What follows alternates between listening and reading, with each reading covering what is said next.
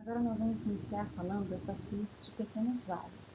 Essas vasculites são divididas em dois grupos: as vasculites de pequenos vasos por deposição de imunocomplexos e as vasculites associadas ao AMP, que é o anticorpo anticitoplasma de neutrófilo.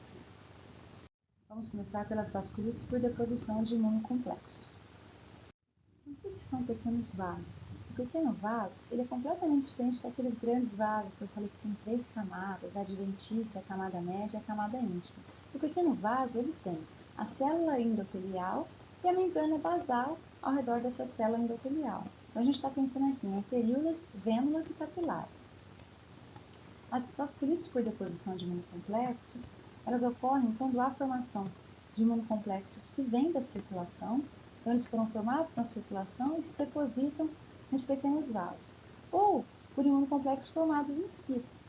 O organismo produz algum anticorpo contra ou alguma proteína da célula endotelial ou algum componente da membrana basal. E esse anticorpo se liga a célula endotelial ou a membrana basal, formando um imunocomplexo in situ. Lembrar que sempre quando há formação de imunocomplexos, esses imunocomplexos podem ativar as células endoteliais para produzir moléculas de adesão, por exemplo, e gerar uma resposta inflamatória, mas eles também ativam a via clássica do complemento. Então, geralmente, esse grupo de doenças vai cursar com consumo de complemento. O achado típico de biópsia das vasculites de pequenos vasos é esse achado aqui, leucocitoplasia. Então, quando vocês receberem alguma biópsia de alguma lesão cutânea, por exemplo, em que tiver escrito leucocitoplasia, vocês sabem que ali está acontecendo uma vasculite de pequenos vasos.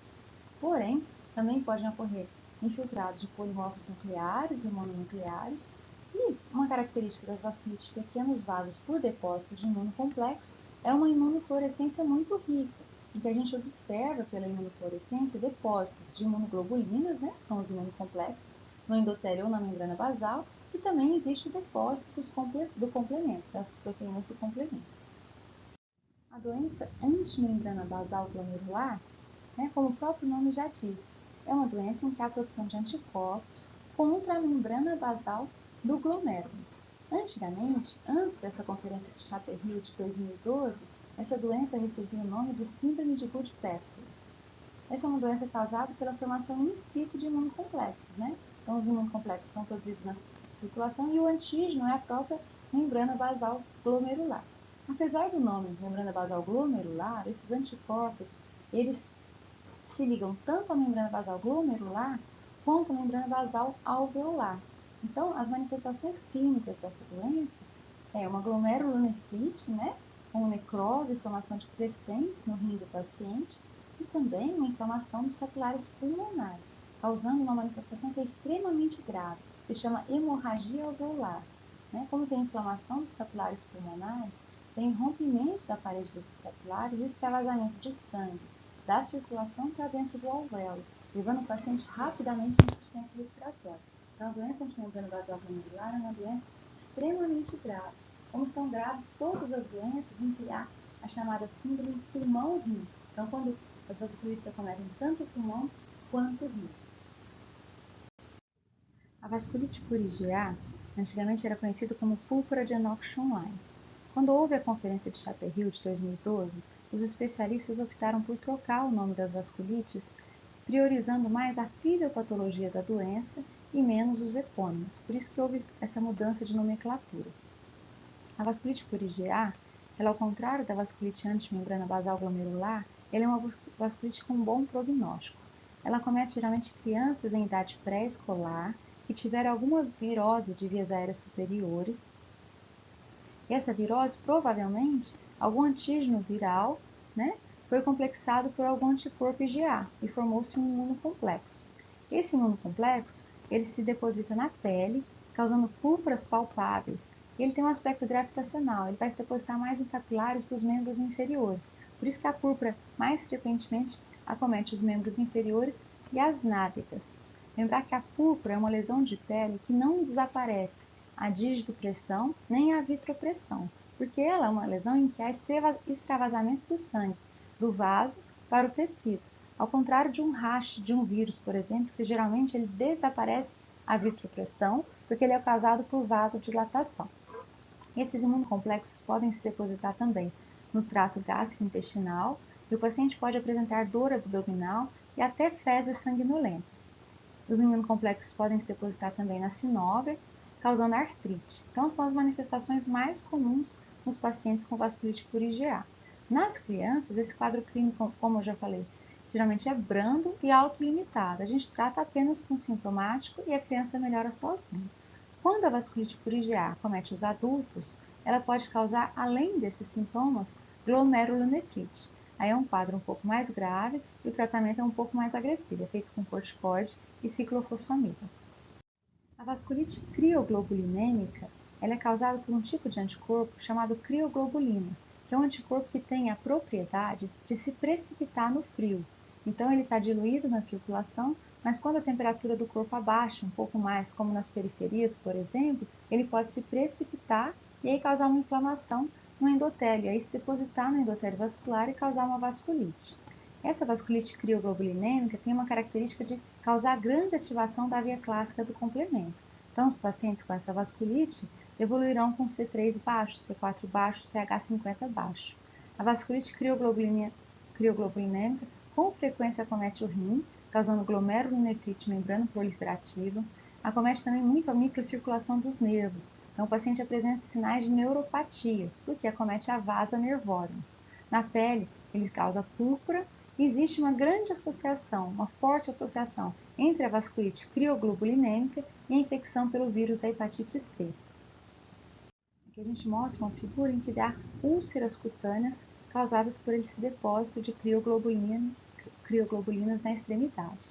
Então, as manifestações da crioglobulina podem ser graves, o tratamento é feito com corticoides em altas doses e alguns pacientes precisam inclusive de plasmaférese. É uma medida mais drástica em que se coloca o paciente em uma máquina e se filtra o sangue do paciente, retirando esse excesso de crioglobulinas que está fazendo mal ao paciente. Se o paciente tiver associação de crioglobulinemia com o vírus da hepatite C, o tratamento se dá através do tratamento da hepatite C, que é feito com interferon alfa e ribavirina. Existe, por fim, a vasculite urticariforme hipocomplementêmica, que é uma vasculite cuja principal manifestação é uma urticária, parecida com aquela urticária alérgica, mas aqui a urticária vasculite tem algumas peculiaridades. Ao contrário da urticária alérgica, que é fugaz, a urticária vasculítica, a lesão de urticária vasculítica costuma durar mais que 24 horas. A urticária alérgica ela é muito pruriginosa. A urticária vasculítica ela é mais dolorosa. A urticária alérgica ela não deixa nenhuma lesão na pele depois que ela desaparece. A urticária vasculítica pode deixar uma hipercromia residual. Então, quando o paciente tiver uma urticária que é mais dolorosa, que é menos fugaz, que deixa hipercromia, a gente pode estar diante de uma urticária vasculítica. Como o próprio nome já diz, há consumo de complemento nessa doença, então o paciente vai ter níveis baixos de C3, C4 e CH50 e o tratamento é realizado com corticosteroides. Agora nós vamos entrar nas vasculites de pequenos vasos associadas ao ANCA. O ANCA, então, é o anticorpo anticitoplasma de neutrófilo. Diferente das vasculites por deposição de imunocomplexo, as vasculites associadas ao ANCA são conhecidas por serem pauci-imunes, ou seja, pouco imunológicas. Na biópsia desse grupo de vasculites, não existem depósitos de imunocomplexos, não existem depósitos de complemento. Então, essa é a grande diferença nesses dois grupos de vasculites. Então, o ANCA é o anticorpo anticitoplasma de neutrófilo e ele pode ser feito, dosado através da imunofluorescência. Então, é um processo muito parecido como quando a gente faz o FAM. E esse ANCA ele pode ter dois padrões. Um padrão que a gente chama de C-ANCA, porque na imunofluorescência ele tem esse padrão citoplasmático. O antígeno desse anticorpo está distribuído em todo o citoplasma de neutrófilo. Então, aqui vocês lembram que o neutrófilo tem esse núcleo segmentado, lobulado? Então, esse é um neutrófilo, E a imunofluorescência mostra que tem anticorpos distribuídos em todo o citoplasma, por isso o nome padrão citoplasmático.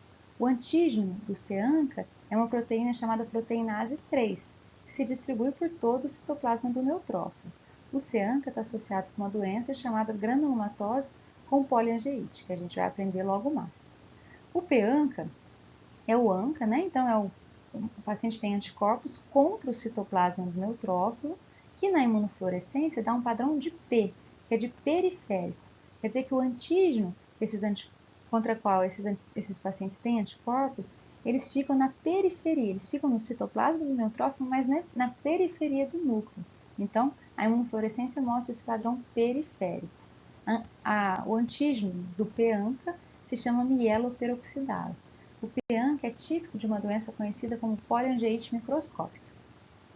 Nós vamos iniciar falando da poliangeite microscópica, que é uma doença que tem uma incidência de um caso por 100 mil habitantes. Ela é um pouco mais comum em homens do que em mulheres e acomete em pessoas com a faixa etária de 65 a 75 anos. O quadro clínico se caracteriza por glomerulonefrite e capilarite pulmonar. Então, de novo, uma outra vasculite que causa a síndrome pulmão-rim, né? Então, vasculites que acometem o pulmão e o rim são vasculites extremamente graves.